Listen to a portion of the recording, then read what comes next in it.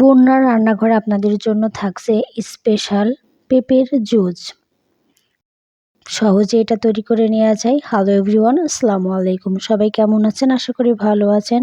রমজানের আর বেশি দেরি নেই। সারাদিন রোজার শেষে তেলের জিনিস বেশি না খেয়ে হেলদি খাবার খাওয়ার চেষ্টা করবেন।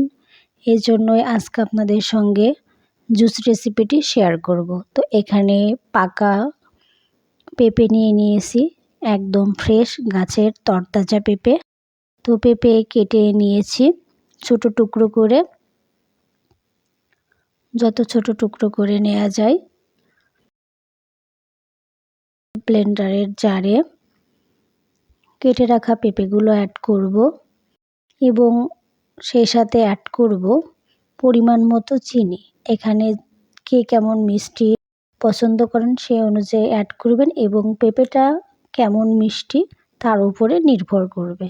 এখানে পরিমাণ মতো পানি অ্যাড করব। আর যেহেতু এখনও শীতভাব যায়নি আর এই সময়ের আবহাওয়াটা অনেক খারাপ, এই জন্য আমি কোনো বরফ অ্যাড করব না বা ঠান্ডা পানি অ্যাড করব না, নর্মাল পানি দিয়ে আমি জুসটা করব।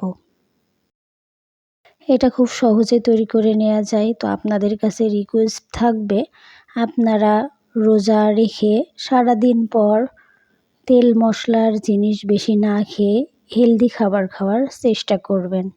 এতে স্বাস্থ্যের জন্য খুবই উপকার হবে। তো তৈরি হয়ে গেল আমার জুস। এখন এটা পরিবেশন করে নিব। এটা আপনারা সেকেও পরিবেশন করতে পারেন। আর যেহেতু পেঁপে আমি আপনাদের ছেঁকে দেখাচ্ছি, আমার কাছে না ছেঁকেই বেশি ভালো লাগে এই জুসটা। আর পেঁপের এই জুসটা কিন্তু অসাধারণ হয় খেতে। আর পেঁপেটা যদি মিষ্টি হয় তাহলে তার বলার কোনো কিছুই নেই। তো আজকে আমার এই পেঁপের জুস আপনাদের কাছে কেমন লাগলো অবশ্যই জানাবেন।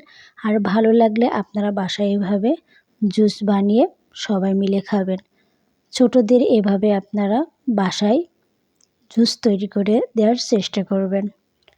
আবহাওয়া এখন অনেক খারাপ, প্রতিটা বাসায় জ্বর ঠান্ডা তো লেগে আছে। এই জন্য এখানে কিন্তু কোনো বরফ অ্যাড করা হয়নি।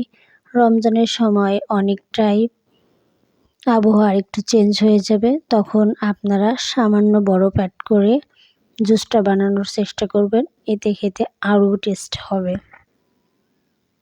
সবাই ভালো থাকবেন, সুস্থ থাকবেন। সবাই সবার জন্য দোয়া করবেন আর হেলদি খাবার খাওয়ার চেষ্টা করবেন। আল্লাহ হাফেজ।